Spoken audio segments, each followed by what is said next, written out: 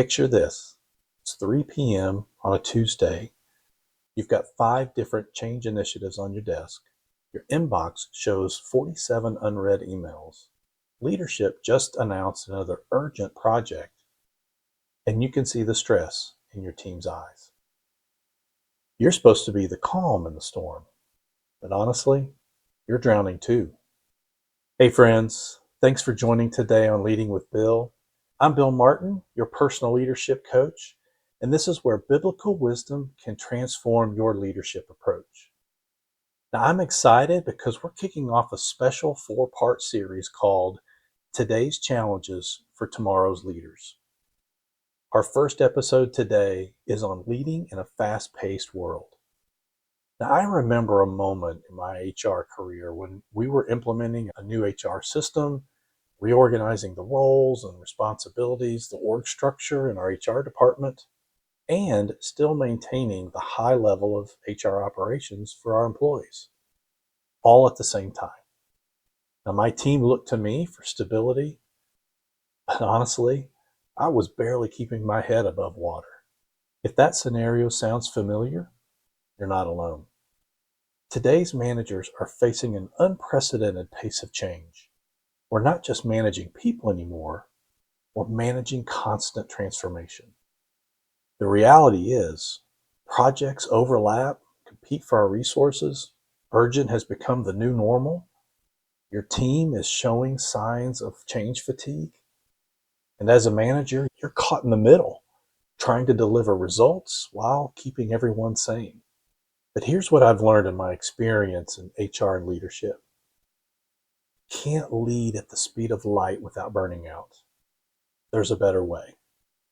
Let's start where we always do, with wisdom that stood the test of time. Turn with me in the Bible to Isaiah chapter 40, verse 31. But those who hope in the Lord will renew their strength. They will soar on wings like eagles. They will run and not grow weary. They will walk and not be faint. And then Jesus himself in Matthew chapter 11, verses 28 through 30 says, "Come to me, all you who are weary and burdened, and I will give you rest. Take my yoke upon you and learn from me, for I am gentle and humble in heart, and you will find rest for your souls.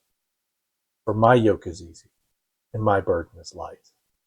Notice something powerful here. Even Jesus, the ultimate leader, would often withdraw to quiet places to recharge. Luke 5:16 tells us this was his common practice. Now, if the Son of God needed to step back and renew, how much more then do we?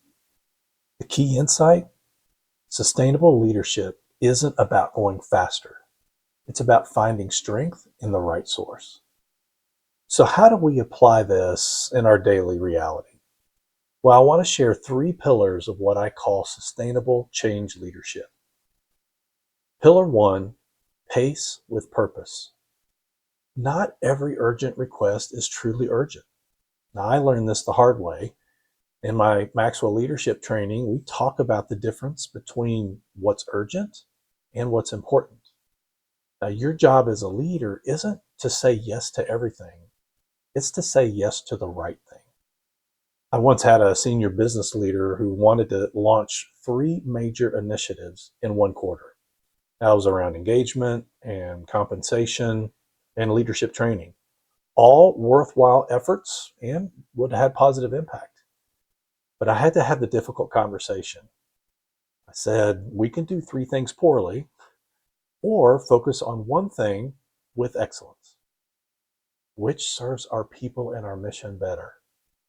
Pillar 2 is protect your people. Change fatigue is real, and it's your responsibility to recognize it.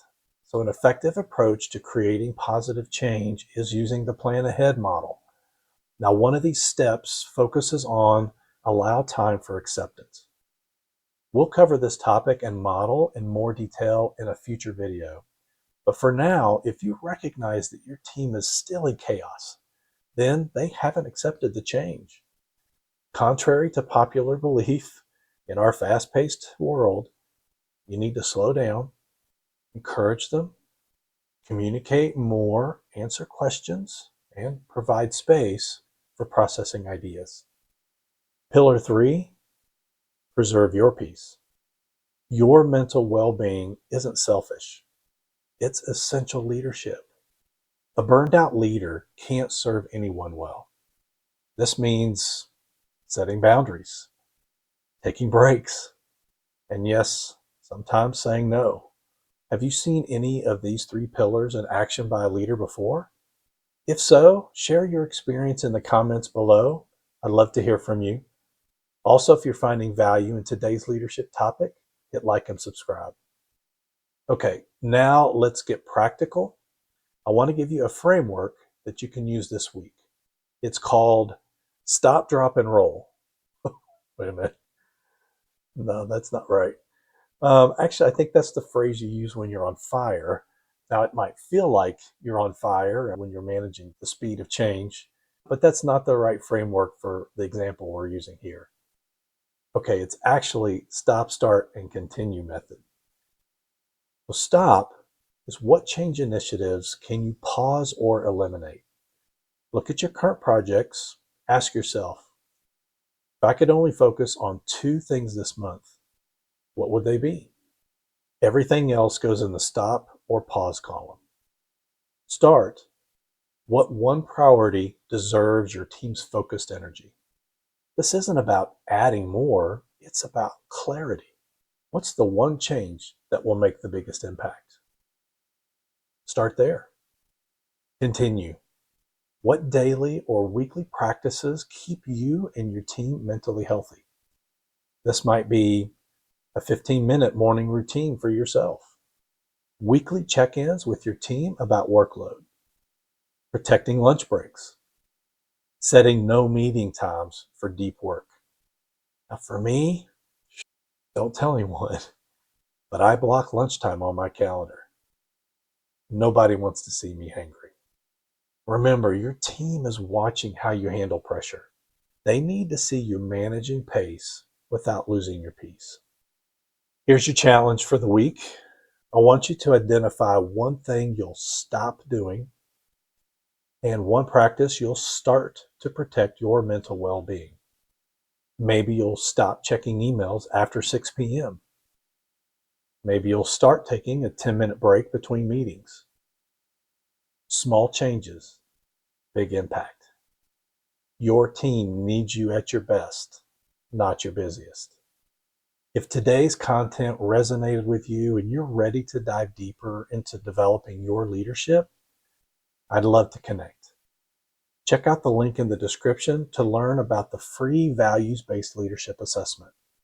It's foundational to how you lead, and it's designed specifically for managers like you who want to lead with both wisdom and effectiveness. Remember, lead with purpose, protect your people, and preserve your peace. Check out this next leadership topic. And hey, friends, thanks for joining today on Leading with Bill. We'll see you next time.